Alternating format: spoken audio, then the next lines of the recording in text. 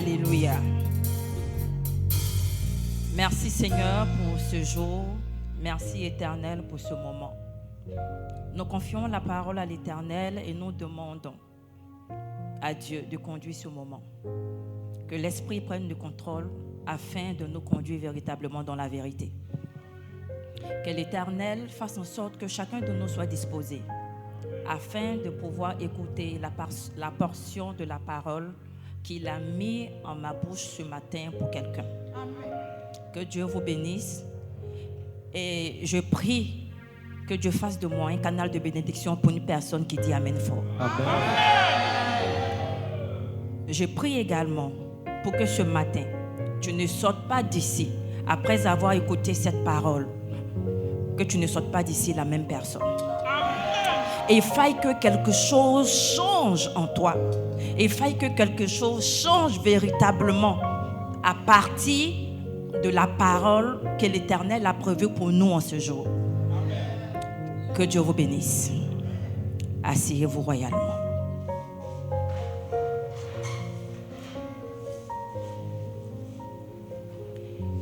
Nous allons écouter la parole de Dieu dans le livre, le texte est un peu long, dans le livre de Actes 27. Actes chapitre 27, nous lisons à partir du verset 1. Lorsqu'il fut décidé que nous nous embarquions pour l'Italie, on remit Paul et quelques autres prisonniers à un centenier de la cohorte Auguste, nommé Julius. Nous montâmes dans un navire d'Atramite qui devrait côtoyer l'Asie, et nous partîmes ayant avec nous Aristarque, macédonien de Thessalonique. Un jour suivant, nous abordâmes à Sidon, et Julius, qui traitait Paul avec bienveillance, lui remit d'aller chez ses amis et de recevoir leurs soins. Partis de là, nous longeâmes l'île de Chypre, parce que les vents étaient contraires. Après avoir traversé la mer qui baigne la Cilicie et la Pamphylie, nous arrivâmes à Myria en Cilicie. Verset 6. Et là, le centenier ayant trouvé un navire d'Alexandrie qui allait en Italie, nous y fit monter. Pendant plusieurs jours, nous naviguâmes lentement, et ce fut pas sans difficulté que nous atteignîmes la hauteur de Snide, où le vent ne nous permit pas d'aborder. Nous passâmes au-dessus de l'île de Crète, du côté de Salmon. Nous la côtoyâmes avec peine et nous arrivâmes à un lieu nommé Beauport, près duquel était la ville de Lacée. Un temps assez long s'était écoulé et la navigation devenait dangereuse, car l'époque même du jeûne était déjà passée. C'est pourquoi Paul avertit les autres en disant : « Ô homme, je vois que la navigation ne se fera pas sans péril et sans beaucoup de dommages, non seulement pour la cargaison et pour le navire, mais encore pour nous, pour nos personnes. » Le centenier écouta le pilote et le patron du navire plutôt que les paroles de Paul. Verset 12. Et comme le port n'était pas bon pour hiverner, la plupart furent d'avis de le quitter pour tâcher d'atteindre Phénice, port de Crète qui regarde le sud-ouest et le nord-ouest afin d'y passer l'hiver. Verset 13. Un léger vent du sud vint à souffler, et se croyant maîtres de leur destin, ils levèrent l'ancre et côtoyèrent de près l'île de Crète. Mais bientôt un vent impétueux qu'on appelle Eurachylon se déchaîna sur l'île. Le navire fut entraîné sans pouvoir lutter contre le vent, et nous nous laissâmes aller à la dérive. Nous passâmes au-dessus d'une petite île nommée Clauda, et nous eûmes de la peine à nous rendre maîtres de la chaloupe. Après l'avoir hissé, on se servit des moyens de secours pour ceindre le navire. Et dans la crainte de tomber sur la Syrte, on abaissa les voiles. C'est ainsi qu'on se laissa emporter par le vent. Verset 18. Comme nous étions violemment battus par la tempête, le lendemain on jeta la cargaison à la mer. Et le troisième jour, nous y lançâmes de nos propres mains les agrès du navire. Le soleil et les étoiles ne parurent pas pendant plusieurs jours. Et la tempête était si forte que nous perdîmes enfin toute espérance de nous sauver. On n'avait pas mangé depuis longtemps. Alors Paul se tenant au milieu d'eux leur dit: Ô homme, il fallait m'écouter et ne pas partir de Crète, afin d'éviter ce péril et ce dommage. Maintenant je vous exhorte à prendre courage, car aucun de vous ne périra, et il n'y aura pas de perte que celle du navire. Un ange du Dieu à qui j'appartiens et que je sers m'est apparu cette nuit et m'a dit: Paul, n'y crains point, il faut que tu comparaisses devant César. Et voici, Dieu t'a donné tous ceux qui naviguent avec toi. C'est pourquoi, ô homme, rassurez-vous, car j'ai cette confiance en Dieu qu'il en sera comme il me l'a dit. Mais nous devons échouer sur une île. La 14e nuit, tandis que nous étions ballottés sur l'Adriatique, les matelots, vers le milieu de la nuit, soupçonnèrent qu'on approchait à quelques terres. Ayant jeté la sonde, ils trouvaient 20 brasses. Un peu plus loin, ils jeta de nouveau et en trouvèrent 15 brasses. Dans la crainte de heurter contre les écueils, ils jetaient 4 ancres de la poupe et entendirent le jour avec impatience. Verset 30. Mais comme les matelots cherchaient à s'échapper du navire et mettaient la chaloupe à la mer sous prétexte de jeter les ancres de la proue, Paul dit aux centeniers, aux soldats: si ces hommes ne restent pas dans le navire, nous ne pouvons être sauvés. Alors les soldats coupèrent les cordes de la chaloupe et la laissèrent tomber. Verset 33. Avant que le jour parût, Paul exhorta tout le monde à prendre la nourriture, disant: c'est aujourd'hui le 14e jour que vous êtes dans la tente et que vous persistez à vous abstenir de manger. Je vous invite donc à prendre la nourriture, car cela sera nécessaire pour votre salut. Et il ne se perdra pas un cheveu de la tête d'aucun de vous. Ainsi ayant parlé, il prit du pain, et après avoir rendu grâce à Dieu devant tous, il le rompit et se mit à manger. Et tous, reprenant courage, mangèrent aussi. Verset 37. Nous étions dans le navire, 276 personnes en tout. Quand ils eurent mangé suffisamment, ils allégèrent le navire en jetant le blé à la mer. Lorsque le jour fut venu, ils ne reconnurent point la terre, mais ayant aperçu un golfe avec une plage, ils résolurent d'y pousser le navire s'ils le pouvaient. Verset 40. Ils délièrent les ancres pour les laisser aller dans la mer. Et ils relâchaient en même temps leurs attaches des gouvernails. Puis ils mirent au vent le voile d'Artimon et se dirigèrent vers le rivage. Mais ils rencontrèrent une langue de terre où ils firent échouer le navire. Et la proue s'étant engagée resta immobile, tandis que la pourpre se brisait avec violence des vagues. Verset 42. Les soldats furent d'avis de tuer les prisonniers, de peur que quelques-uns d'eux n'échappât à la nage. Mais le centenier qui voulait sauver Paul les empêcha d'exécuter ce dessein. Il ordonna à ceux qui savaient nager de se jeter les premiers dans l'eau pour nager la terre, pour gagner la terre, et aux autres de se rendre sur des planches ou sur des débris du navire. Et ainsi, tous parvinrent à terre sains et saufs. Parole du Seigneur. Amen. Et ainsi, tous parvinrent à terre sains et saufs.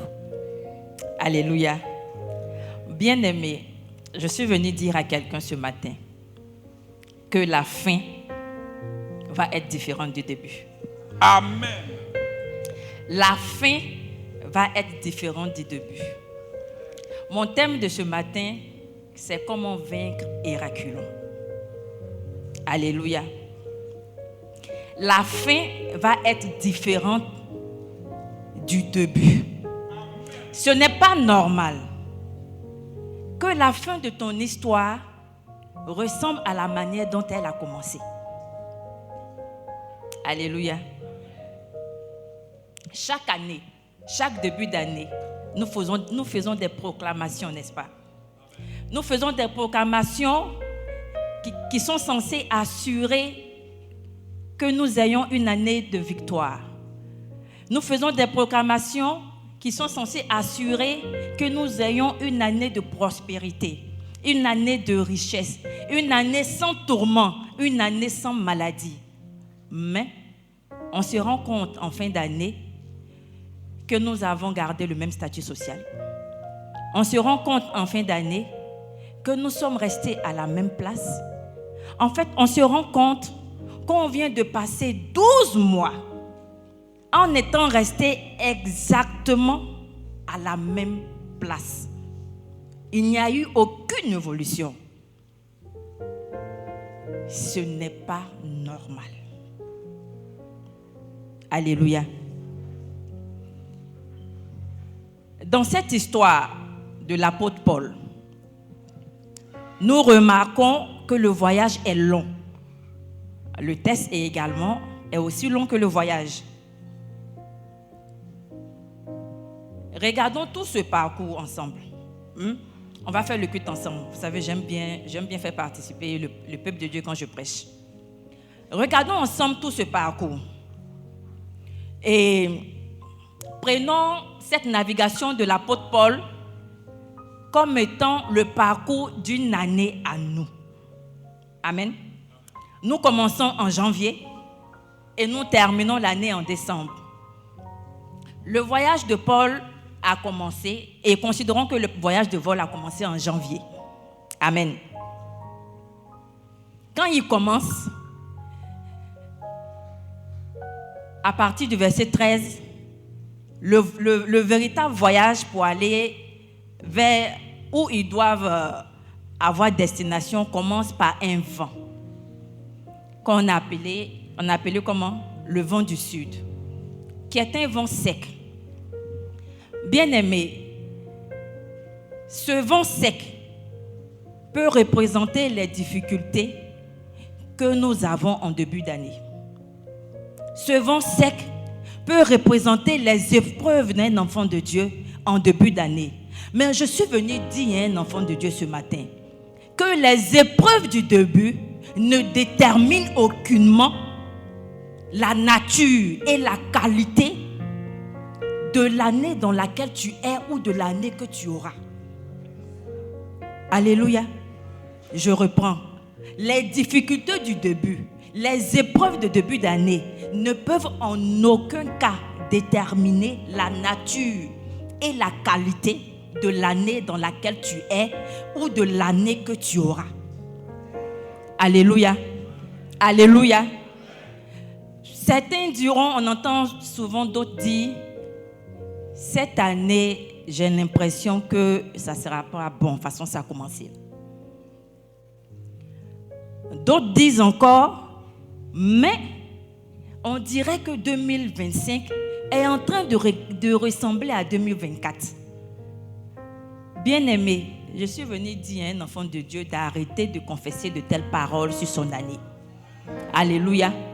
Nous savons très bien ce que la parole, l'impact que la parole a sur les atmosphères, ce que la parole a sur nous. Notre Bible déclare qu'au commencement était la parole. La parole était avec Dieu, la parole était Dieu. Et par la parole, toute chose a été créée. Donc, tu ne peux pas confesser de ta bouche parce que ton année a commencé difficilement, que ton année va ressembler à l'année médiocre que tu viens de passer. Alléluia. Vous savez, Dieu peut créer des troubles autour de nous. Mais notre Père, Papa Daddy, a l'habitude de nous dire, Dieu crée souvent des troubles autour de nous pour nous positionner. Je suis venu dire à un enfant de Dieu ce matin que les troubles qui ont commencé à se faire voir dans ta vie, ces troubles-là sont pour te positionner. Amen.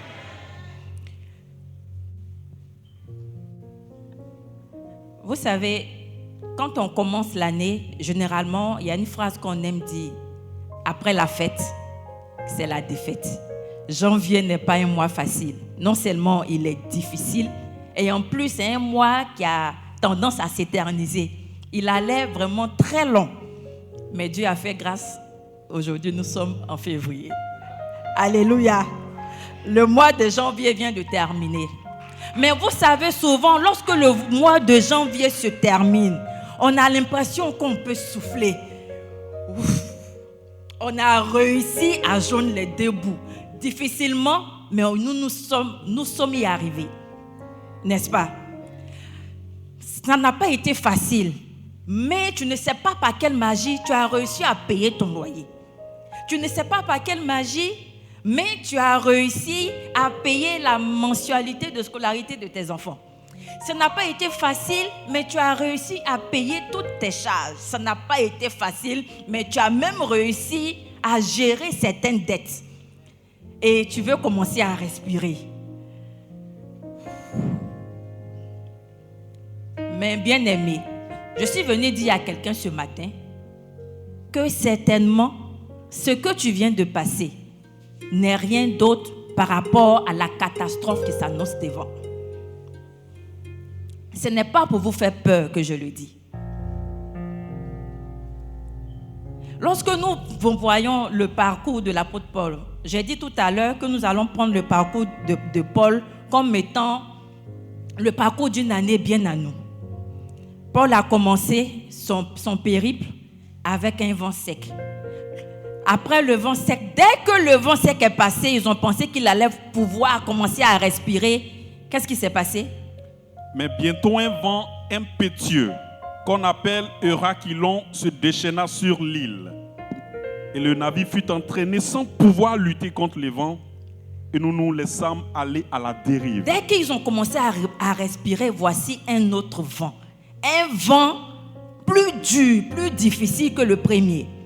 Un vent qu'on appelait un vent impétueux, qui est un vent violent, un vent puissant. Vous savez, Eurachylon, on nous dit que Eurachylon est un vent qui vient de l'est. Eurachylon est composé de deux syllabes. Euros et Kylon, ou Eros et Klidon. Eros qui veut dire vent de l'est, et Klidon qui veut dire vague, houle forte. Donc Eurachylon veut dire vent soufflant de l'est ou du nord-est, parce que les fortes vagues là viennent du nord. Alléluia. Mais Paul, lorsque ça a commencé, avant bien même que l'ange ne lui parle, vous allez remarquer l'attitude de Paul. Je ne sais pas si tu peux retrouver l'attitude de Paul lorsque ça a commencé. Paul était serein. Il a dit, dès que le vent a commencé à arriver, il a été convaincu qu'il n'allait pas mourir parce qu'il savait qu'il allait arriver à bon port. Quelqu'un dit avec moi, à bon port. À bon port. Paul savait qu'il allait arriver à bon port. Donc Paul était calme. Paul était serein. Mais vous voyez, dans le bateau, il n'y avait pas seulement Paul.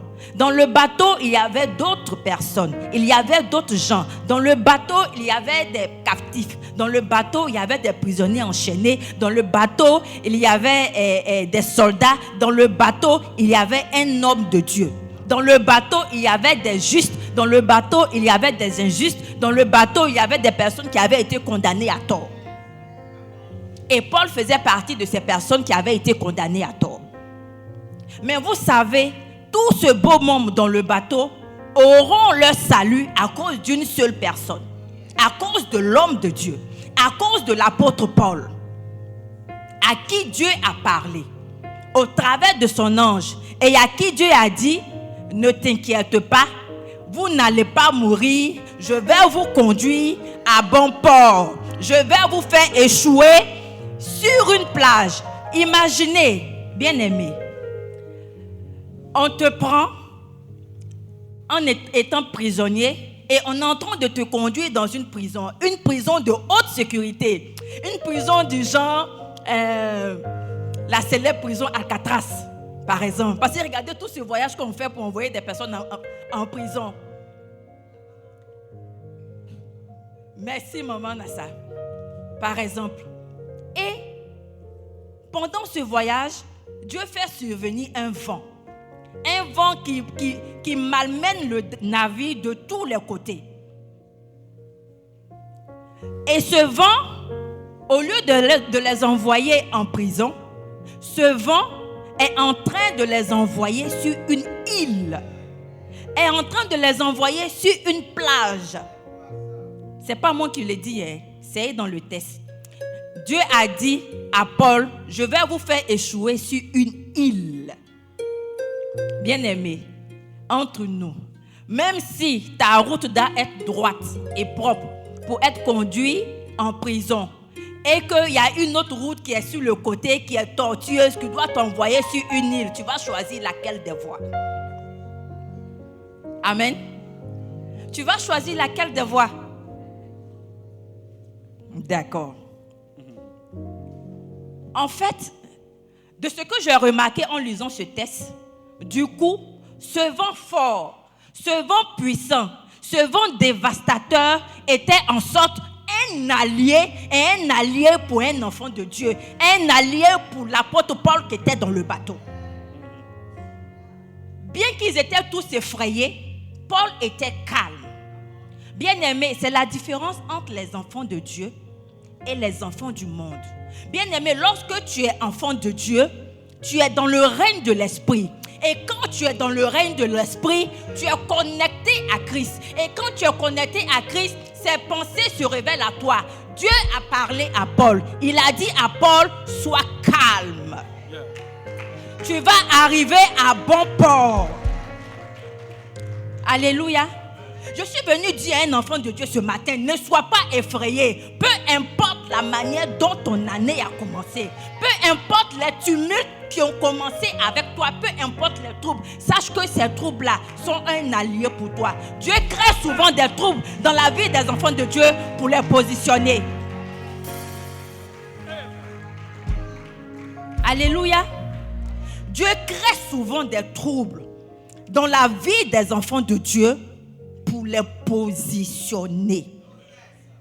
Bien-aimé, Héraculon est un vent qui vient d'où, nous avons dit tout à l'heure, qui vient de l'Est. Bien-aimé, l'Est est l'endroit, est le côté, le point cardinal où se lève le soleil. L'Est est ce point cardinal-là où se lève le soleil qui représente l'espoir, la lueur d'espoir pour un enfant de Dieu. L'Est est cet endroit-là, ce point cardinal-là où se lève le jour. Le jour qui vient enlever un enfant de Dieu dans les ténèbres. Alléluia. Alléluia. Ce matin, sache que le vent qui est en train de souffler dans ta vie est ton allié. Amen. Il est ton allié. C'est parce que tu n'as pas été suffisamment concentré pour ne pas entendre la voix de Dieu te dire reste calme. Tu n'as pas été suffisamment concentré, suffisamment dans le règne de l'esprit pour ne pas entendre Dieu te dire mon enfant, reste calme. C'est un trouble, mais ça va passer. C'est un trouble qui est au début, mais ça va passer. Ne t'inquiète pas, je vais te conduire à bon port. Vous savez, Paul était calme. C'est vrai parce qu'il savait que ce n'était qu'un trouble. Il était convaincu qu'il allait arriver à bon port. C'est pour cela qu'il était calme. C'est pour cela que j'aimerais encourager un enfant de Dieu de demeurer beaucoup dans la prière. Parce qu'il n'y a qu'à travers ce moyen-là que nous communiquons avec Dieu. Et que les pensées de l'Éternel peuvent se révéler à nous. Alléluia. Vous savez, je vais vous raconter une anecdote. Il y a 2 ans, Daddy a initié un programme qu'on a appelé « Le temps du Dieu des églises MRI ». Durant ce programme, nous devions parcourir toutes les annexes. On devait visiter toutes les annexes. Tous ceux de la Côte d'Ivoire Et ensuite, moi, je me chargeais de la sous-région et lui, il se chargeait de l'Europe et de l'Occident. Lorsque nous sommes quittés à Abidjan, le début du programme, on se rendait d'abord à Yamoussoukro. Bien avant de partir, il y a un de ses fils, Papa Nassa, qui voulait le conduire. Il voulait que Papa Dadi soit dans sa voiture pour qu'on puisse aller ensemble, puisqu'on voulait faire la route, on voulait faire le programme sur la route, jusqu'à aller au Burkina. Dans les annexes du Burkina, on voulait le faire par la route. Et il voulait partir avec son véhicule. Papa Nassa voulait le conduire. Il n'a pas accepté. Et on ne comprenait pas pourquoi est-ce qu'il ne voulait pas. Il dit non, il ne veut pas, il veut conduire. J'ai insisté, je suis allée le voir, il dit mais pourquoi tu veux conduire? Il faut laisser ton fils, tu vas le rendre triste, il faut le laisser, il va te conduire. Et il m'a appelé de côté et il m'a dit ceci. Chérie, je n'ai pas envie de perdre mon fils. Je l'aime beaucoup. Je n'ai pas envie de le perdre. Quand il parlait de le perdre, il ne parlait pas de la mort, mais il parlait du fait que quelque chose allait se passer sur la route et certainement son fils n'allait pas pouvoir supporter l'épreuve et il allait le quitter. Il dit, j'aime mon fils, je ne veux pas le perdre. Automatiquement, j'ai compris. J'ai compris automatiquement ce qu'il voulait dire. Après, les autres sont venus essayer d'insister, mais moi, je n'insistais plus parce que je savais. Je dis, laissez, on va partir. Et on dit, bon, même si tu veux partir avec ta voiture, il faut nous laisser mettre un chauffeur dans la voiture. Il dit non, il va conduire lui-même la voiture. Je dis, ah, c'est que ce qui va se passer sur la route là, c'est pas pour les enfants. Ce qui va se passer sur la route là, c'est pas pour les enfants. Mais bien aimé, dès que nous avons pris la route, on n'était même pas arrivé loin. La voiture a commencé à prendre feu. Les voitures qui venaient de ce côté, qui allaient en sens inverse, nous signalaient. On ne savait pas pourquoi est-ce qu'ils faisaient des grands gestes. Et un coup, on a vu la fumée qui commençait à sortir au niveau du capot de la voiture. Donc, on gare. Mais vraiment, les gens sur la route sont formidables. J'aimerais qu'on acclame Dieu pour eux. Que ce soit les chauffeurs de véhicules personnels, les chauffeurs de cars, ils s'arrêtent tous et ils viennent tous avec des extincteurs. La voiture avait déjà commencé à brûler. Les flammes sortaient comme ça du capot. Bien aimé, vous connaissez combien de véhicules qui commencent à prendre feu puis ont réussi à éteindre? Personne n'arrivait à ouvrir le capot. D'abord, pour réussir à éteindre, il faut réussir à ouvrir le capot. Mais c'est tellement chaud que personne n'arrive à le faire. J'ai vu 2 personnes qui sont venues, qui ont essayé d'ouvrir le capot. Ils n'ont pas pu. Le monsieur là s'est approché de la voiture. Il a ouvert son capot tranquillement. Et j'ai vu le monsieur venir regarder sa main pour voir s'il était brûlé. Il n'était pas brûlé. Les gens essayaient d'éteindre. Ils mettaient les extincteurs là. Mais ça n'arrivait pas à éteindre le feu. Vous savez pourquoi? Parce que le feu avait commencé en dessous de la voiture. Donc les extincteurs que les gens mettaient par-dessus n'arrivaient pas à atteindre le feu. Vous savez ce que votre papa a fait? Il s'est couché sur le goudron là. Et il est rentré en bas de sa voiture.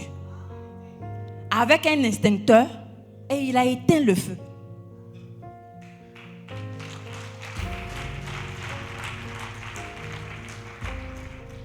J'ai dit, ouais, il y a l'homme et puis il y a l'homme. Tout le monde était inquiet. Les gens disaient, non, il ne faut pas faire ça, c'est dangereux. Parce que quand c'est comme ça, quand la voiture, ça peut exploser. Donc, c'est très risqué de rentrer sous la voiture pour vouloir éteindre de peur que la voiture explose. Mais lui, Dieu lui avait parlé. Moi, après, il m'a dit, Dieu ne m'a pas dit que j'allais mourir aujourd'hui. Il dit, Dieu ne m'a pas dit qu'aujourd'hui, là, j'allais mourir. Je savais ce qui allait se passer sur la route, mais la mort n'était pas prévue.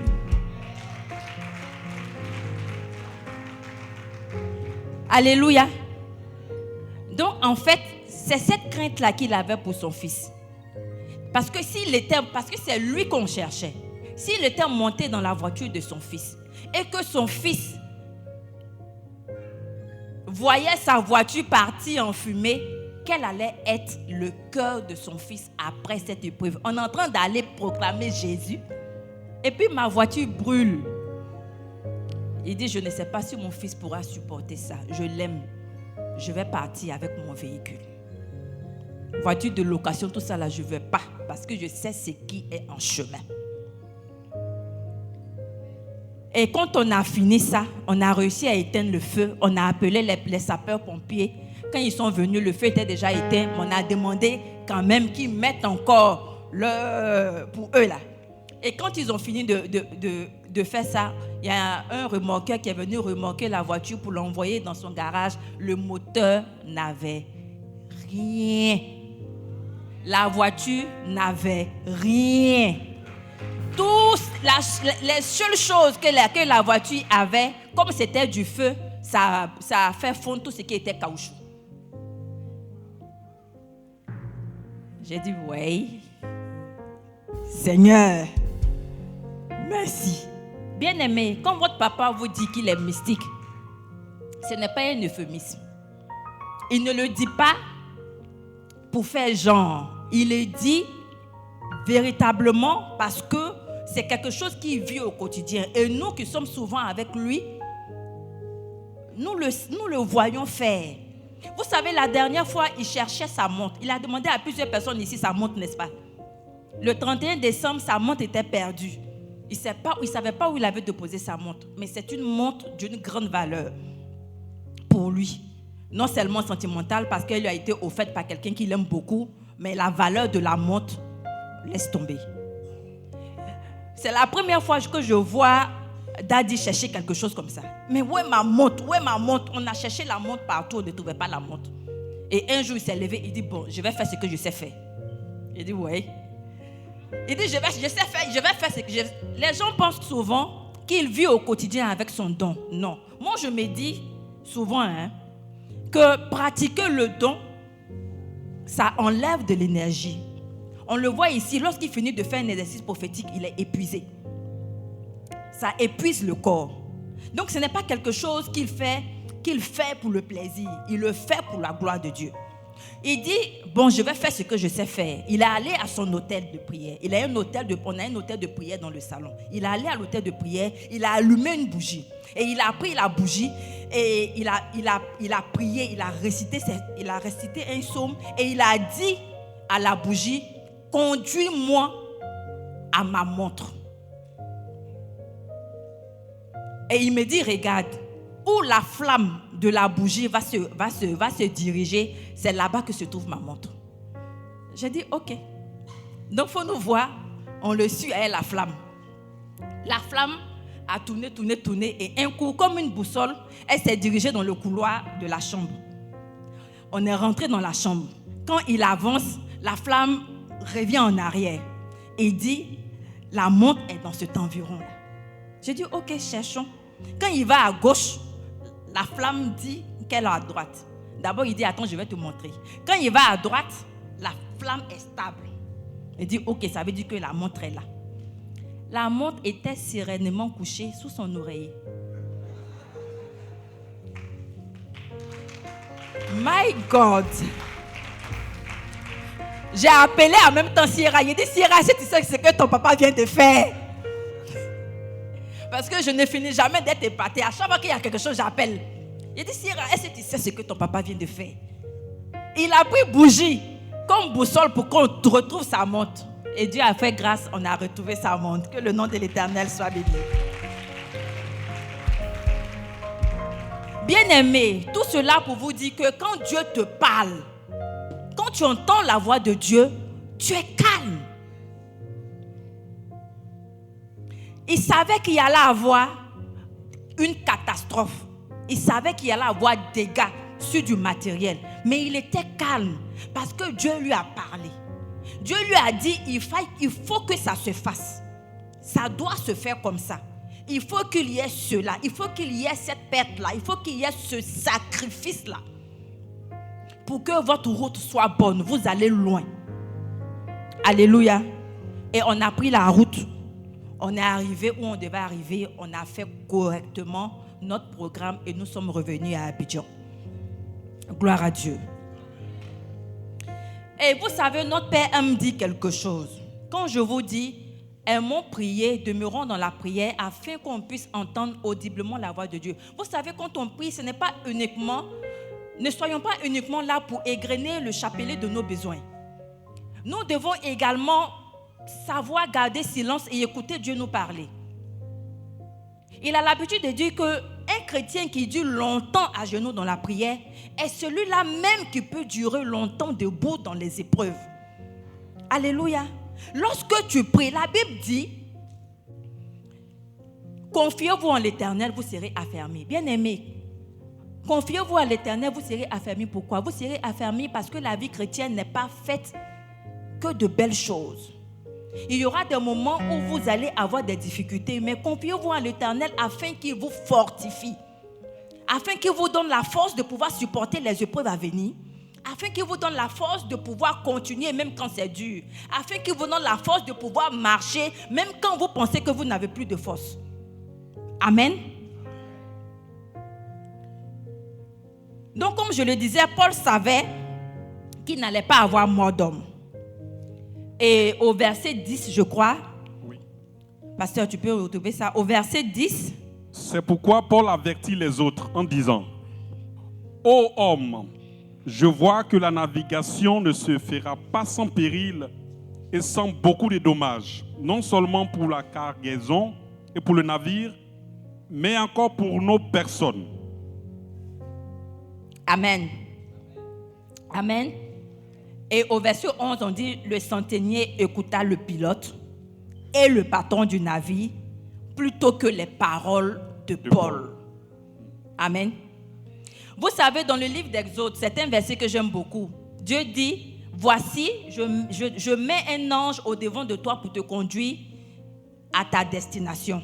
Mais, prends garde de l'attrister et obéis à tout ce qu'il te dira.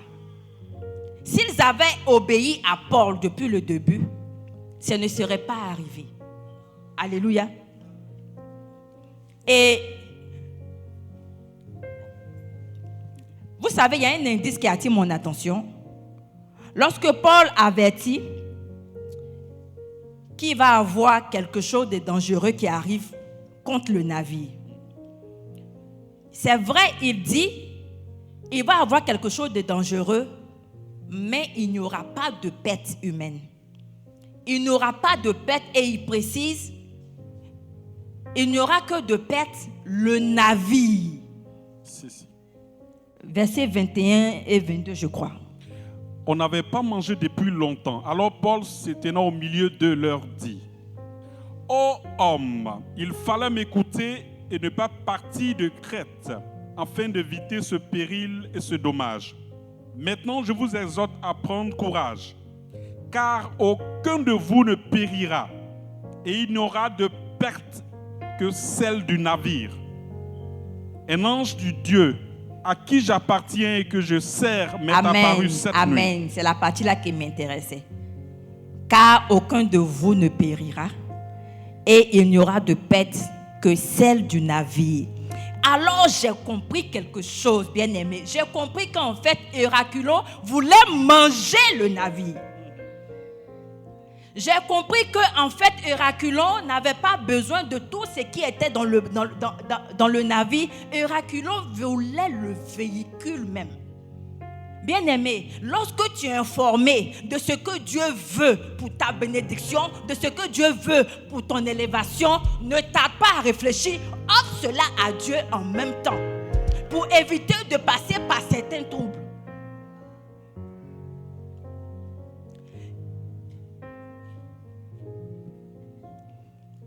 Je vais vous raconter notre anecdote. Souvent, pour faire mieux comprendre certaines choses, il est mieux de passer par des histoires. Les gens voient mieux. Daddy avait un fils.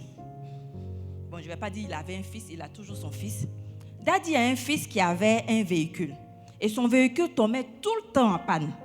Le véhicule tombait tout le temps en panne. Tous les jours, vous connaissez ce genre de véhicule, non? Un véhicule que tu payes, mais tu as l'impression que c'est ta malédiction. Tu ne peux pas laisser aussi. On dirait le véhicule tabassé. Tous les jours, tu es au garage. Tous les jours, tu es au garage. Tous les jours, il était au garage, effectivement, cet enfant-là.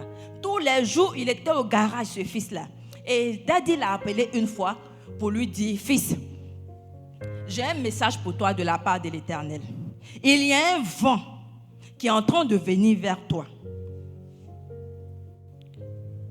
Offre ta voiture à un serviteur de Dieu. Je ne te dis pas, parce que vous les chrétiens, vous avez ça. Quand on vous demande de faire un sacrifice, vous pensez que c'est parce que l'homme de Dieu veut manger votre argent.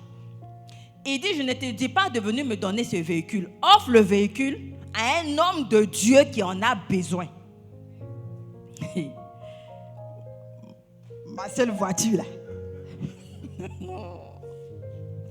Ma seule voiture là, on se connaît. Comment les gens sont attachés à leur voiture, surtout les hommes. Il y a d'autres même qui se permettent de les appeler ma première femme. Vous êtes vaincus. Il a résisté. Il n'a pas voulu donner.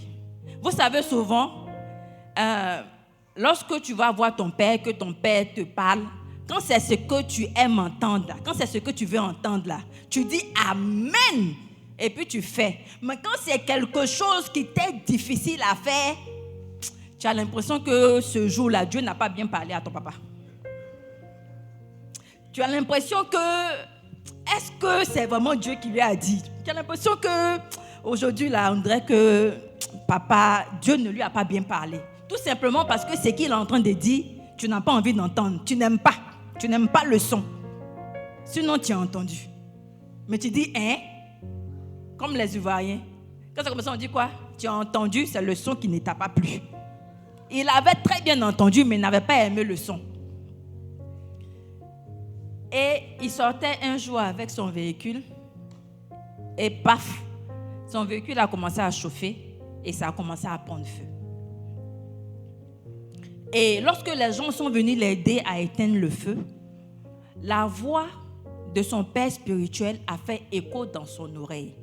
Il y a un vent qui s'appelle Héraculon qui est en train de venir vers toi. Offre ta voiture à un homme de Dieu qui en a besoin.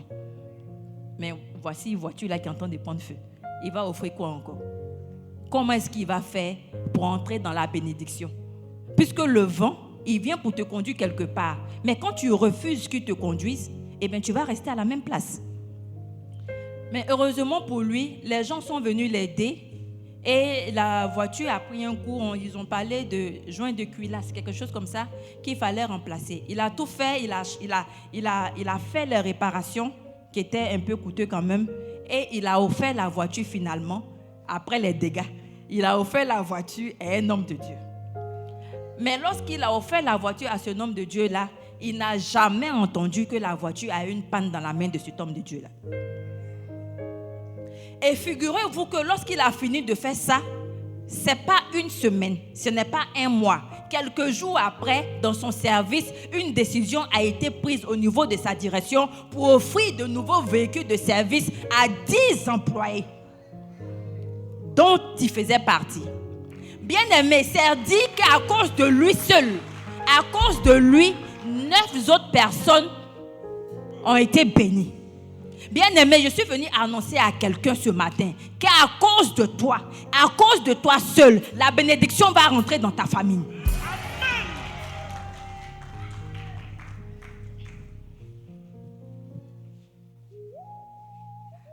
Alléluia.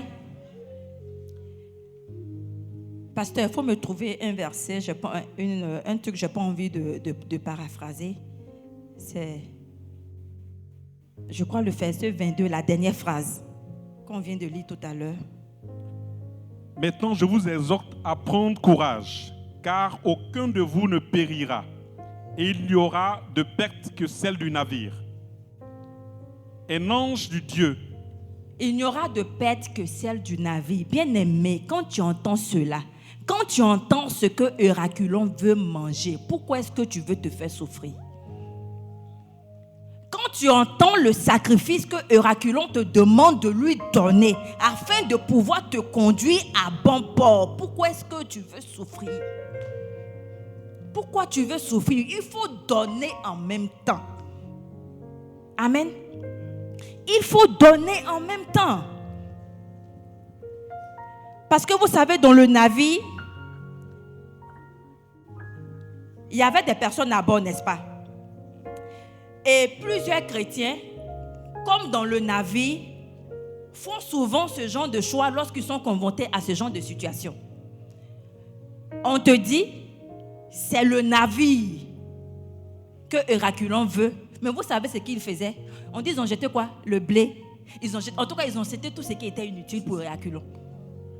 Ils ont jeté dans l'eau tout ce qui n'intéressait pas Héraculon. Verset 38.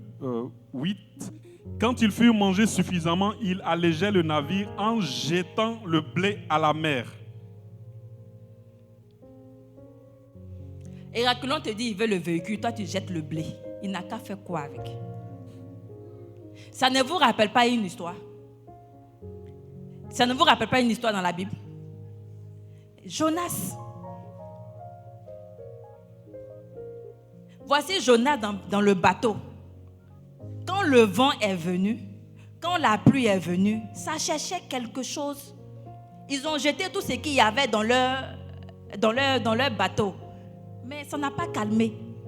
Ils sont venus lui demander à lui-même, frère, il faut nous dire la vérité. Il dit en fait, c'est moi il veut. C'est moi il veut, jetez-moi et vous allez voir. Lorsqu'ils ont jeté Jonas, tout est devenu calme. Lorsque Héraculon a fini de prendre leur bateau, il les a conduits où? Il les a conduits effectivement sur l'île que l'Éternel avait dit au préalable à Paul. Amen. Et vous savez, il y a quelque chose qui a attiré également mon attention lorsque je lisais ce texte. Il est écrit, puisque Paul a dit quelque part, ça fait 14 jours que vous ne mangez pas. Mangez. Il dit, ça fait 14 jours que vous mangez, alors qu'au début du texte, on nous dit que l'époque du jeûne était passée. L'époque du jeûne était passée. Bien aimé, tout à l'heure, quand je vais faire des proclamations, quand je vais dire tu mangeras les meilleurs fruits du pays, il ne faut pas dire amen. Parce que je sais que tu as prévu jeûner toute l'année. On dit l'époque du jeûne est passée, mais eux, ils sont en train de jeûner depuis 14 jours. On n'a pas dit le jour du jeûne était passé, on dit l'époque. Ça veut dire le temps où les gens jeûnaient là, c'était passé, les gens devaient manger. Mais pendant que les gens devaient manger, eux, ils jeûnaient. Mais est-ce que ça a arrêté Héraculon, oui? Verset 33. Avant que le jour parût, Paul exhorta tout le monde à prendre la nourriture, disant, c'est aujourd'hui le 14e jour que vous êtes dans la tente et que vous persistiez à vous abstenir de manger. Je vous invite donc à prendre la nourriture car cela est nécessaire pour votre salut. Et il ne se perdra pas un cheveu de la tête d'aucun de vous. Paul dit, ça fait 14 jours vous ne mangez pas. Qui vous a dit que c'est ça qui peut vous sauver? Bien-aimé, là où on doit faire des offrandes, là où on doit faire des sacrifices, ton jeûne ne peut pas résoudre la situation. Laisse-moi te dire que problème que sacrifice peut résoudre, ce n'est pas jeûne qui vient enlever. Ils ont jeûné pendant 14, ils étaient en jeûne pendant 14 jours, mais ils étaient en train de mourir. Paul leur a dit, mangez. Et il a commencé à manger. En fait, il cherchait un guide. Dès qu'il a commencé, ils se sont jetés dans la douche, ils ont commencé à manger. Ils avaient faim.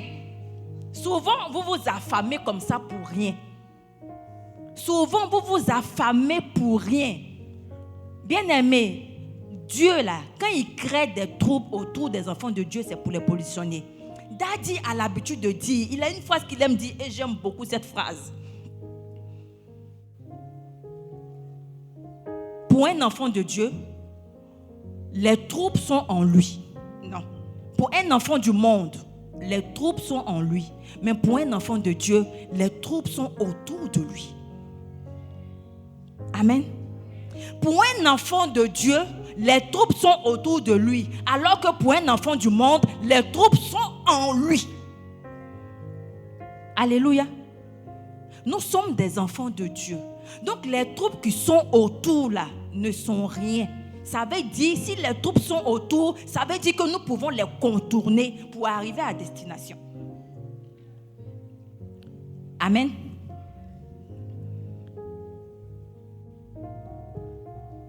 Donc, quand Paul leur a dit de manger, il y a plusieurs chrétiens qui font ça. N'est-ce pas? Souvent, vous devez faire des sacrifices. Mais vous voulez jeûner. Est-ce que j'ai dit que jeûner, ce n'est pas bon? J'ai dit le temps du jeûne était passé. Il y a des moments où il faut jeûner pour avoir le salut. Mais là, Paul a dit manger pour avoir le salut. Il faut que vous mangiez. Et ils ont commencé à manger. Et ça me rappelle plusieurs jeûnes que les gens font ici. Surtout chez nous, les femmes, elles sont championnes d'en faire jeûne Esther de 21 jours pour se marier. Femme, tu as vu où que Esther a fait 21 jours de jeûne pour se marier? Tu as vu ça où? C'est écrit où? Que Esther a fait 21, que la reine Esther a fait 21 jours de jeûne pour se marier. Entre nous, on se connaît. Vous savez que quand on jeûne, on n'a pas bonne haleine. Quand on gêne la bouche, ça ne sent pas bon. Donc si tu as jeûné beaucoup, peut-être que le jour où Dieu avait mis ton prince chameau sur la route, lorsqu'il va venir te dire bonjour, que tu vas répondre, ça va le décourager. C'était ce jour-là que Dieu avait prévu pour t'envoyer ton prince charmant, pour t'envoyer ton mari. Mais le jour où il est venu là, quand il t'a dit bonjour, quand tu as ouvert ta bouche pour répondre, Kelola Kalate que j'ai dit, il a eu froid. Il dit certainement c'était pas la bonne. Parce que l'odeur qui m'a accueilli là, je ne pense pas que je puisse supporter ça tous les jours. Oh, il ne sait pas que tu es en jeûne. Bien-aimé, à cette heure-là, les filles là vont dans les pays là pour gonfler ici, pour gonfler ici. Toi, tu jeûnes pour dégonfler tout ça.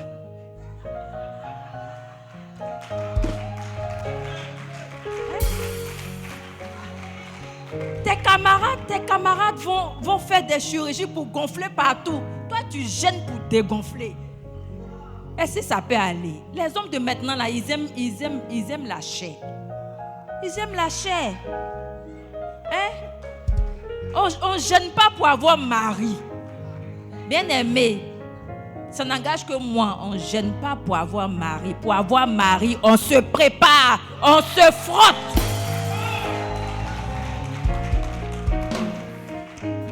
Pour avoir mari, on se pommade avec des huiles du Père. C'est ce que Esther a fait. Pardonnez, allez-y lui demander. Allez-y bien lire votre Bible. Adassa, là, c'est ce qu'elle a fait. Elle n'a pas jeûné, elle s'est pommadée. Elle s'est préparée spirituellement. C'est ce qu'aujourd'hui les chrétiens doivent faire. Vous devez d'abord investir dans votre spirituel avant d'investir dans le physique. Nous devons avoir des acomptes spirituels garnis, fournis, avant de chercher même à avoir un compte physique. Alléluia. Préparons-nous spirituellement afin de demeurer dans le règne de l'esprit. Amen. Donc voilà ce que Héraculon voulait. Héraculon voulait manger. Mais Héraculon ne voulait pas manger n'importe quoi. Héraculon ne voulait pas manger ce que eux voulaient lui donner. Héraculon voulait ce que lui voulait manger. Et car Héraculon voulait le véhicule, Héraculon voulait le bateau. Bien aimé, donc ça veut dire que même quand tu n'as pas l'argent pour faire le sacrifice de ta vie, il y a quelque chose dans ta maison. Il y a quelque chose dans ta maison. Il y a quelque chose dans ta maison que tu peux venir offrir à l'Éternel. Bien aimé, Daddy aime dire ça, Dieu n'est pas contre le troc. Vous savez pourquoi je dis ça? Vous savez, une année, il était allé à un programme, notre père, Daddy. Il était allé à un programme et pendant le programme, l'homme de Dieu a tellement bien prêché. Mais il n'avait plus d'argent. Il n'avait plus d'argent sur lui. Donc, il est allé chez lui à la maison et il a ramassé tout ce qui était de valeur dans sa maison pour envoyer au programme de l'homme de Dieu. Il a pris sa télé, les fauteuils, tous les meubles qui avaient de la valeur et il a envoyé au programme de l'homme de Dieu. Et l'homme de Dieu, étonné, lui demande si c'est déménagement.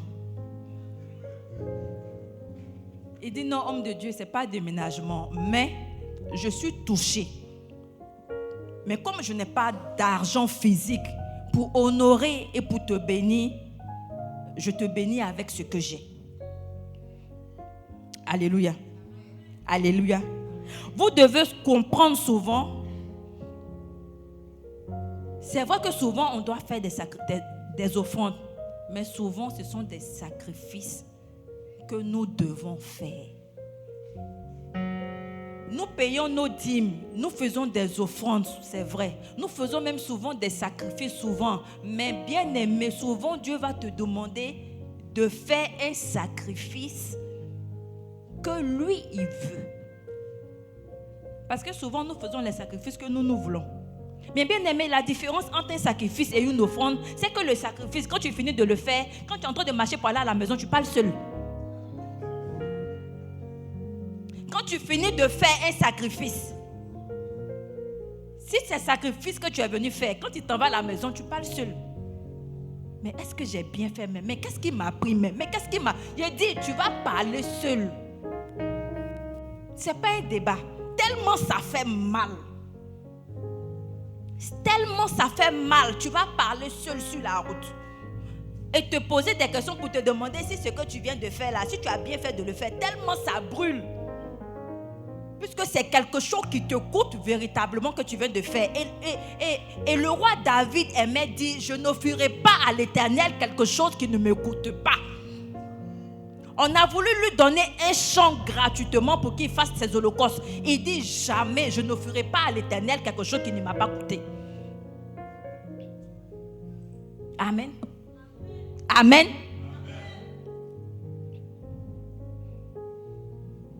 Bien-aimé, pendant que tu es ici, que tu pleures pour la flamme d'une bougie, Dieu a prévu un lampadaire pour t'éclairer. Toi, tu es en train de pleurer pour un gourmet, un va-nu-pied qui ne va rien t'apporter demain dans la vie, si ce n'est que des problèmes. Parce qu'il t'a laissé aujourd'hui, tu pleures, alors que Dieu a prévu un roi pour toi. Il a prévu une reine de sabbat pour quelqu'un. Alléluia.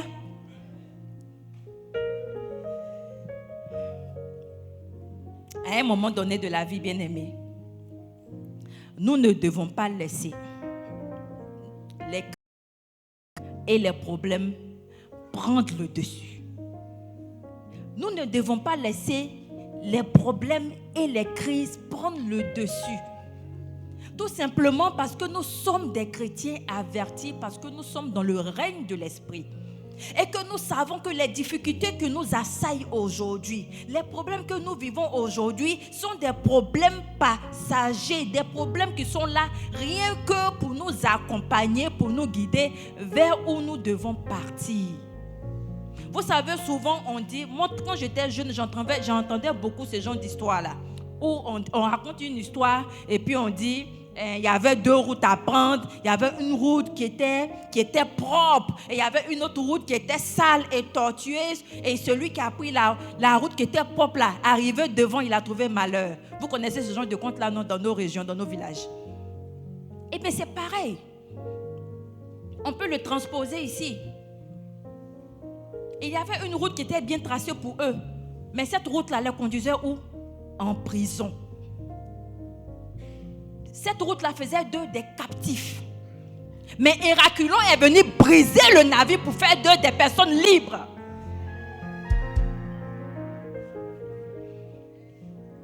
Alléluia. Bien-aimé, je n'ai pas dit à quelqu'un de ne pas jeûner. Ce n'est pas ce que j'ai dit. j'ai dit qu'il y a un temps pour toutes choses. Quand c'est le temps de manger, il faut manger. Quand c'est le temps de boire, il faut boire. Maintenant, quand le temps de jeûner va arriver, on va jeûner. Mais quand c'est le temps de manger, on doit manger. Mais surtout, avant tout, ayons le discernement de ce que nous devons faire pour réussir. Nous devons avoir le discernement de ce que nous devons faire pour aller de l'avant. Nous devons pouvoir discerner les moments et les actes que nous devons poser, tout comme cette femme à la perte de sang a discerné le geste qu'elle devait faire pour avoir son miracle. Vous savez, souvent le ridicule peut précéder la gloire de Dieu. Le ridicule peut précéder souvent le miracle de Dieu. Alléluia. Soyons des chrétiens avertis. Soyons des chrétiens qui sont ancrés dans la chose spirituelle. Vous savez, ce que notre Père décrit, ce qu'il n'aime pas généralement, c'est quoi? Il aime parler de la religiosité. Les gens font des choses parce que c'est comme ça. Ils jeûnaient pour jeûner. Ce n'était plus spirituel, puisque le moment où il fallait jeûner était passé. Lorsque le moment de faire quelque chose est passé, que tu ne le fais pas, et que tu fais autre chose, tu n'es plus en train de faire quelque chose de spirituel, tu es en train de faire quelque chose de charnel. Et si tu fais quelque chose de charnel, ça ne pourra pas avoir d'impact sur ta vie. Ça ne pourra pas avoir d'impact sur ta vie, parce que c'est le spirituel qui gouverne le physique. Alléluia. C'est le spirituel qui gouverne le physique. Et Daddy a l'habitude de dire,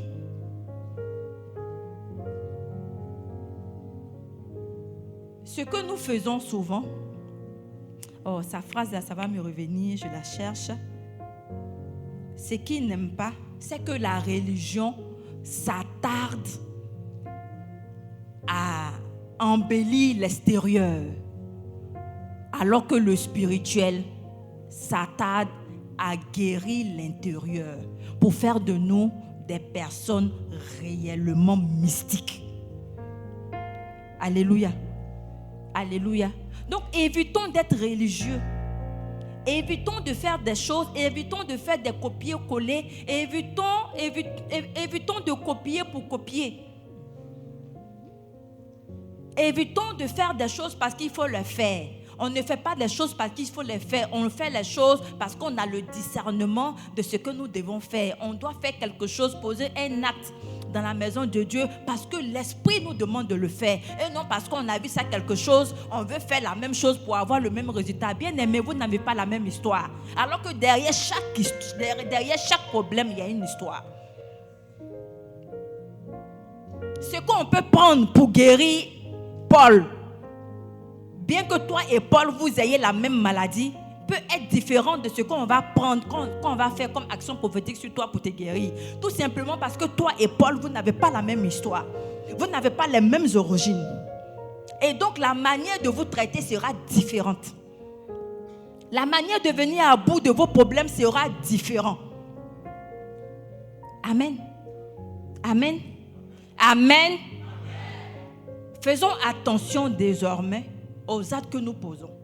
Faisons attention à tout ce que nous faisons dans la maison de Dieu. Parce que vous savez, peu importe, comme je le disais tout à l'heure, peu importe comment ton année a commencé, peu importe le trouble que tu vis actuellement, peu importe les difficultés financières que tu as actuellement, peu importe le problème que tu as, peu importe les épreuves, sache que tu es en début d'année. Et les problèmes que tu vis actuellement ne déterminent, je le répète et je le dis fort, ne déterminent en rien la nature et la qualité que sera ton année 2025. Amen. Amen. Bien-aimé, cette année, tu ne vas pas sortir de cette année comme tu es rentré. Tu ne vas pas sortir de cette année comme tu es rentré. La fin de ton année ne va pas ressembler au début. La fin de ton année ne peut pas ressembler à ton début. La fin de cette année pour toi sera différente. La fin de cette année pour toi sera différente. Celui qui est propriétaire de cette parole va dire un amen fort pour s'approprier cette proclamation. Alléluia. Cette année, tu mangeras les meilleurs fruits du pays. Tu mangeras les meilleurs fruits du pays. Tu mangeras les meilleurs fruits du pays. Ton année sera différente. Ton année sera différente. Ton année sera différente. Bien-aimé, tu dis amen quand je dis ton année sera différente. Mais n'oublie pas que pour que ton année soit différente, pour que ton année soit différente, pour que l'Éternel te conduise à bon port, il va falloir accepter que Héraculon casse ton navire. Il va falloir accepter que Héraculon mange ton navire.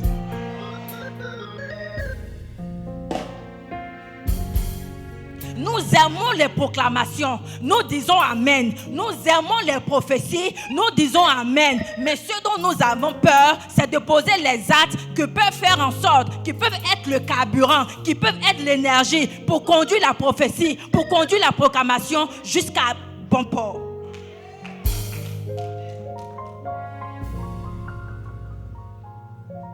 Habakkuk dit quoi? Voici, je me tiens à la porte. Et je me tiens où même? Je me tiens à mon poste.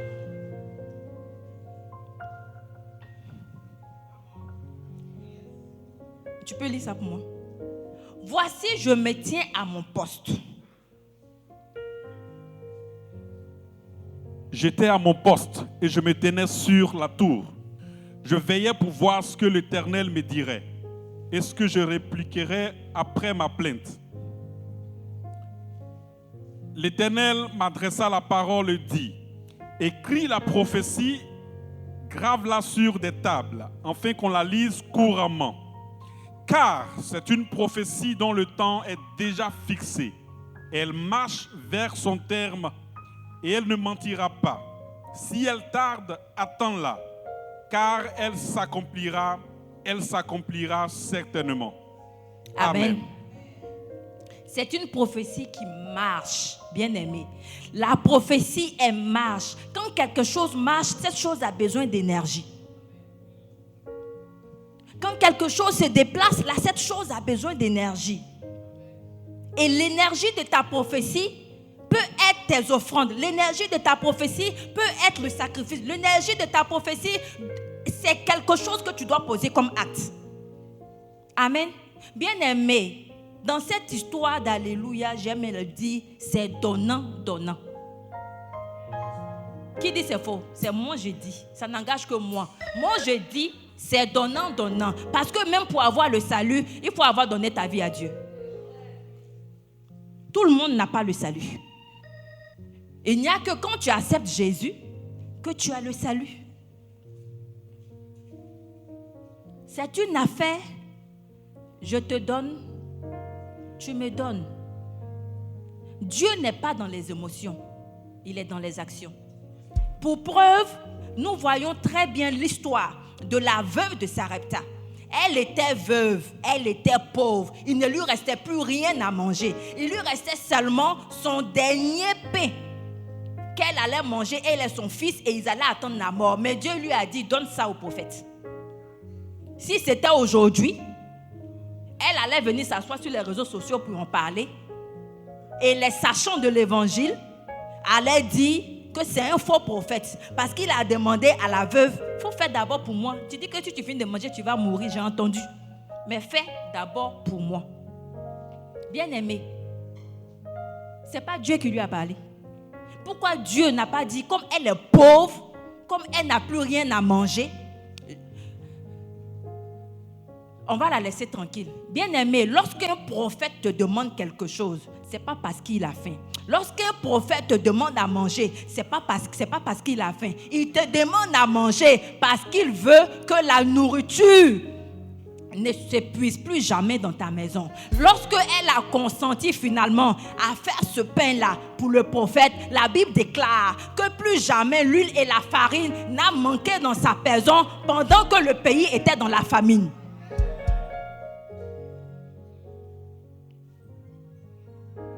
Parce que que sans elle, le prophète mangeait. Sans elle, le prophète avait à manger. Dieu avait suscité des corbeaux pour nourrir son prophète. Bien-aimé, l'homme de Dieu n'a pas besoin de vos finances. L'homme de Dieu n'a pas besoin de tes biens. Dieu est là et Dieu pourvoit. Quand l'homme de Dieu vous demande quelque chose, c'est parce que quelque chose doit changer dans votre vie. Il y avait la misère dans la maison de cette femme, mais parce qu'elle a écouté la voix du prophète, parce qu'elle a écouté, qu'elle a obéi, la nourriture n'a plus jamais manqué dans sa maison. Alléluia. Évitez d'écouter des personnes qui vous donnent des conseils et qui vous éloignent de vos bénédictions. Alléluia. Alléluia. Soyez des chrétiens affermis en Christ. Soyez des chrétiens affermis en Christ.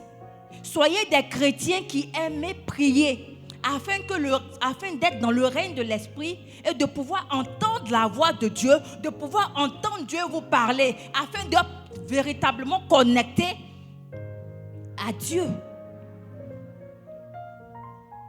Amen.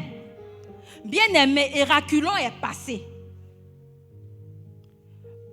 Mais mon vœu, mon désir pour toi, c'est que tu aies l'intelligence de faire en sorte de ne pas faire durer ton trouble jusqu'en fin d'année. Amen. Ce que Héraculon veut là, il faut lui donner ça aujourd'hui parce que même si tu tardes vers la fin, tu vas finir par donner. Ne faisons pas comme le peuple d'Israël, à qui Dieu a fait durer 40 ans dans le désert, tout simplement parce qu'il avait vu dans leur cœur que lorsqu'ils allaient voir les difficultés et les troubles au-devant d'eux, ils allaient préférer retourner en Égypte. Mais après les 40 ans dans le désert, le peuple de Dieu, ils ont fait la guerre, mais ils n'ont pas fait la guerre avant d'entrer en Canaan. Ils ont fait la guerre. Souvent, c'est nous-mêmes qui faisons que nos problèmes durent. C'est nous-mêmes qui faisons perdurer nos difficultés. Tout simplement, Dieu voit dans notre cœur. Notre Dieu sonde notre cœur. Et dans notre cœur, il voit que nous ne sommes pas encore prêts. Nous ne sommes pas prêts à affronter les difficultés. Bien-aimés, soyez des guerriers. Ne laissez pas l'Éternel vous faire durer dans les troubles. Ne laissez pas l'Éternel vous faire durer dans les difficultés tout simplement parce qu'il trouve que vous n'êtes pas encore prêts. Ça veut dire quoi? Ça veut dire que la balle est dans ton camp. Dieu est en train de faire ta part. Il faut que toi également tu fasses ta part. C'est une affaire de choix. Dieu ne choisit pas pour toi. Il nous a donné le libre arbitre. Alléluia. Bien-aimés, ce matin, nous sommes en début d'année. C'est vrai, on vient de rentrer dans le mois de février. Nous sommes en début d'année. Et pour ce début d'année, j'ai voulu véritablement nous parler des difficultés qu'un enfant de Dieu peut avoir. Mais ce n'est pas parce que tu as des difficultés que tu es maudit. Ce n'est pas parce que tu as des difficultés que Dieu ne t'aime pas. Ce n'est pas parce que tu as des difficultés que Dieu n'est pas avec toi. Ce n'est pas parce que tu as des difficultés qu'il n'est pas à tes côtés. Ce n'est pas parce que tu es dans des difficultés que tu es un enfant du monde. Ce n'est pas parce que tu es dans des difficultés que tu es un enfant du ténèbre. Ce n'est pas parce que tu es dans des difficultés que Dieu n'est pas à tes côtés, qu'il n'est pas avec toi. Mais tu es dans tes difficultés tout simplement parce que tu dois y être. Parce que c'est là que Dieu a tracé ton chemin. La Bible nous dit que Dieu fait de nos ennemis nos marchepieds. Il ne change pas nos chemins. Les ennemis sont là, on les combat et on marche sur eux pour pouvoir avancer. Amen. Amen. Amen. Que Dieu nous bénisse.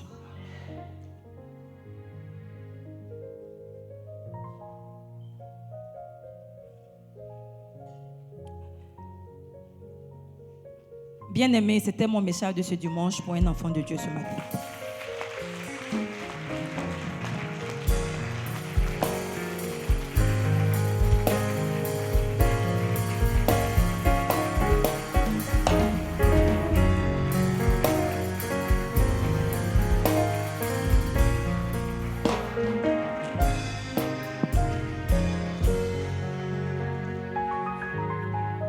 Que Dieu nous bénisse. Nous sommes en début d'année, vous savez, c'est la période où des personnes cherchent des promotions. Tu travailles depuis longtemps, tu veux une promotion. Tu travailles depuis longtemps, tu n'aimes pas ton salaire. Bien-aimé, ce que tu n'aimes pas, prends l'habitude de donner ce que tu n'aimes pas à Dieu. Si lui, il aime, il n'a qu'à prendre. Mais toi, il faut lui dire que tu n'aimes pas. Sachez être fou pour Dieu. Sachez poser des actes de douleur. Alléluia. C'est mon salaire. Mais comme moi, je n'aime pas ce salaire, Dieu, toi, il faut prendre. Si toi, tu aimes là, il faut prendre. Moi, il faut me donner autre chose. Je veux une augmentation. Je veux une promotion. Que cette année soit une année fructueuse pour nous. Que Dieu soit véritablement à nos côtés. Que nous soyons des chrétiens. Je ne vais pas dire que nous soyons de bons chrétiens. Parce qu'on doit simplement être des chrétiens. Qui veut dire de petits Christ. Nous devons être des personnes exemplaires. Notre vie doit refléter la gloire de Dieu. Notre vie doit refléter la gloire de Dieu. Cette année, tout comme à cause de Paul, tout un bateau, tout un navire, tout un équipage a été sauvé. Cette année, à cause de toi, toute ta famille, tout ton entourage, partout où tu passes, les gens diront que cette personne-là est un enfant de Dieu parce que tu es une personne différente. Que Dieu nous bénisse. Que Dieu nous bénisse. Que Dieu nous bénisse.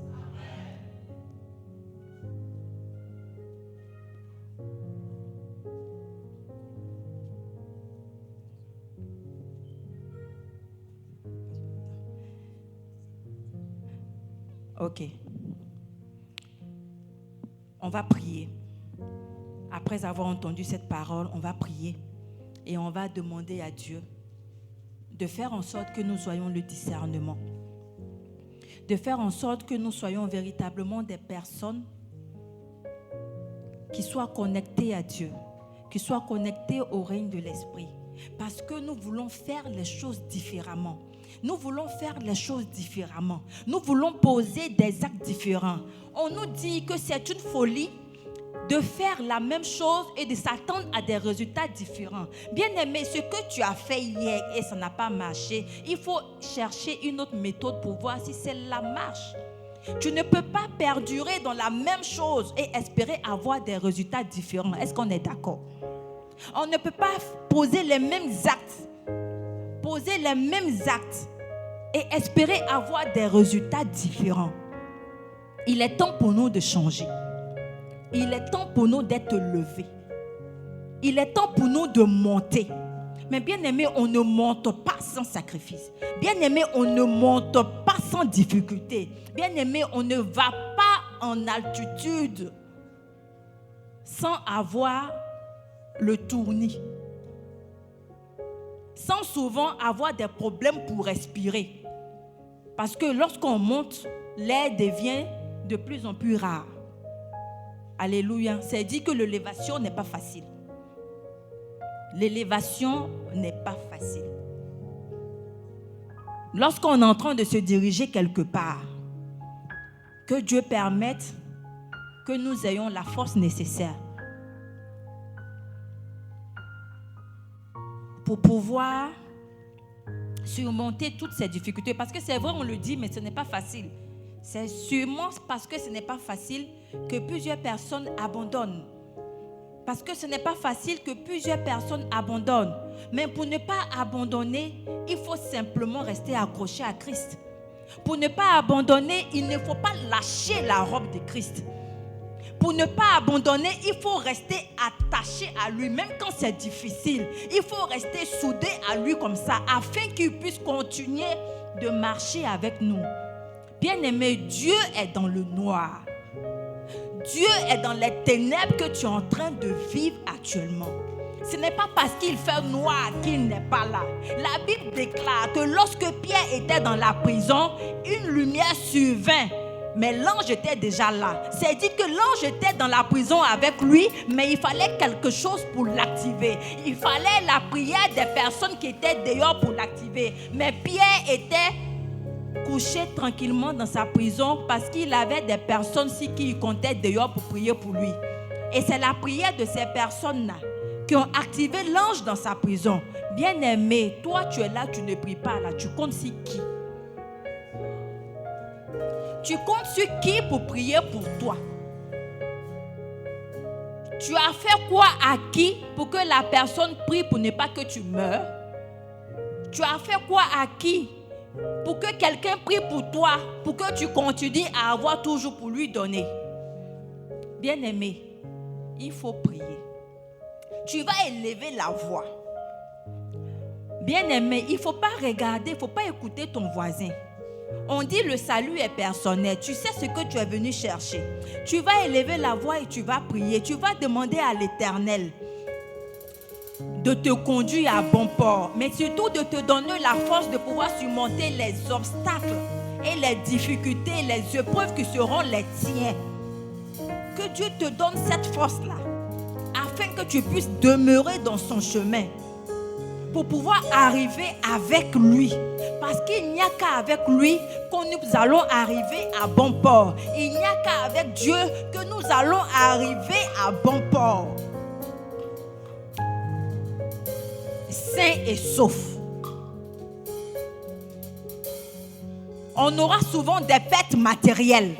On aura souvent des pertes matérielles. On aura souvent des pertes matérielles. Mais ce qui est le plus important, c'est la fin. Bien-aimé, ce qui est le plus important, c'est la fin. Pour avoir une fin heureuse, il faut bien préparer ton début. Pour pouvoir avoir une retraite, il faut commencer à épargner, n'est-ce pas? De la même manière, pour que tu puisses avoir une fin heureuse, il faut que ton début, tu puisses réellement le confier à l'Éternel, afin que l'Éternel soit au début de ton histoire.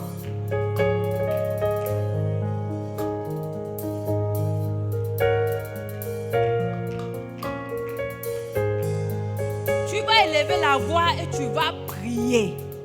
Tu vas élever la voix, tu vas prier sincèrement.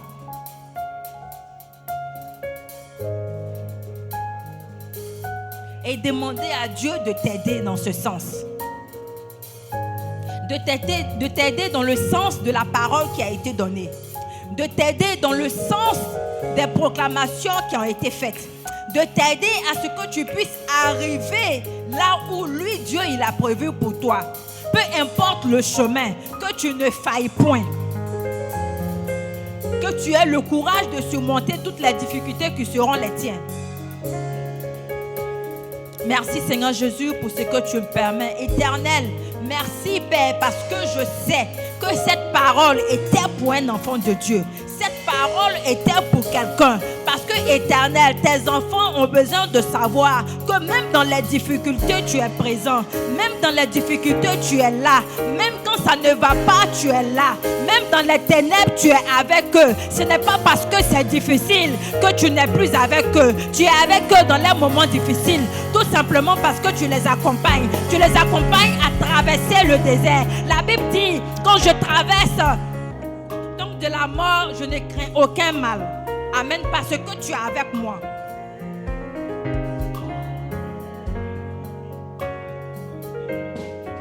Dieu est avec nous, peu importe les moments. Il est avec nous, peu importe les situations. Il est avec nous, peu importe les difficultés. Il est avec nous, peu importe nos soucis. Il est avec nous, peu importe nos tourments. Il est avec nous, peu importe les misères qui sont les nôtres. Il est avec nous, peu importe ce que nous traversons. Tout ce qu'il nous demande, c'est de ne pas faiblir. De continuer à croire en lui et de continuer à être avec lui. Parce que il va nous amener à bon port. Il va nous conduire là où nous devons arriver. Merci Seigneur Jésus pour ta parole. Merci Père pour tout ce que tu as permis en ce matin. Gloire et honneur te soit rendu Seigneur Jésus. Gloire et honneur te soit rendu Seigneur Jésus. Bénis chaque personne. Bénis Éternel chaque personne éternelle. Que ce soit dans cette salle, que sur les réseaux. Que ce soit en présentiel, que sur les réseaux. Seigneur, bénis tes enfants. Bénis tes enfants, Seigneur. Bénis tes enfants.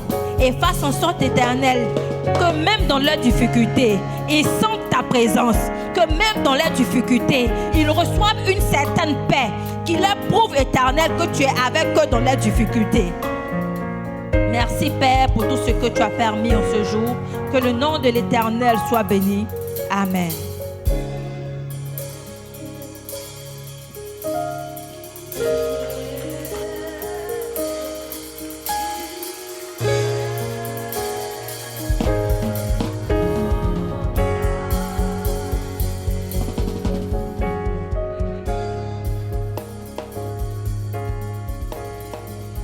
Acclame le Seigneur, fais-le bien.